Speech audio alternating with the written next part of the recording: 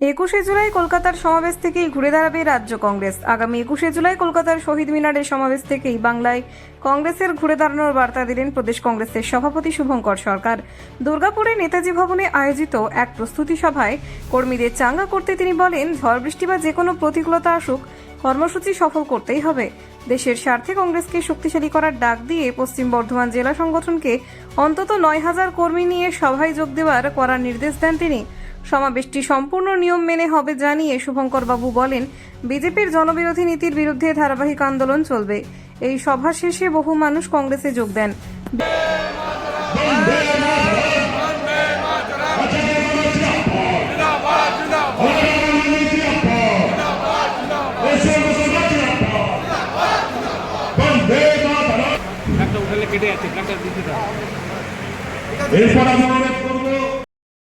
উদযাপন কমিটির বা শহীদ দিবস পালনের কমিটির যিনি মাননীয় চেয়ারম্যান, এআইসিসি সদস্য,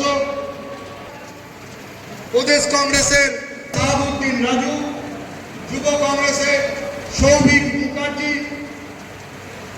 কিষাণ কংগ্রেস। জুলাই কিভাবে প্রস্তুতি নিচ্ছেন? 21শে জুলাই মানুষের শহীদ মিনার হবে। তার কারণ 21শে জুলাই সারা বাংলায় শুধু 13 জন শহীদ নয়, তার সঙ্গে যত শহীদ হয়েছে এবং রক্তপাতহীন যে শহীদরা এখনো প্রত্যেক দিন ভোটার লিস্টে নাম তোলার জন্য লড়াই করছে, রান্নাঘরের আগুন নিভছে, বাজারের আগুন বাড়ছে, তো এই রক্তপাতহীন খুন সেই শহীদদেরও স্মরণ করা হবে।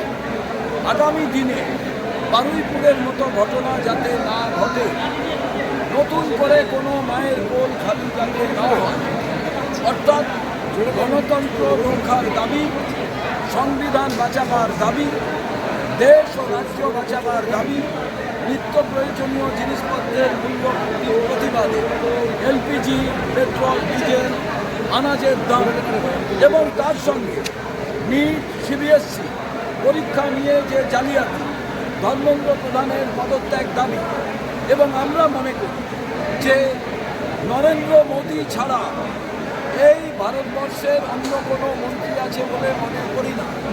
তো নরেন্দ্র मोदी जी मरवा दिया है, पीछे धर्मेंद्र प्रधान, दूसरी जो मिनिस्टर वो अलग है, बट हम लोग का एक ही स्लोगन है, मोदी मरवा दिया है।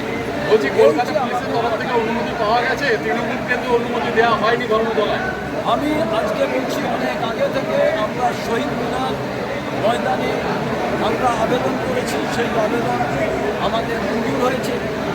এবার 163 যে জায়গায় বলবৎ আছে, যেটা আগে 144 হতো, সেই নতুন আইন অনুযায়ী সেখানে আমরা শিথিল করার আবেদন করব, কারণ মিছিল করে গেলে সেটা লাগবে।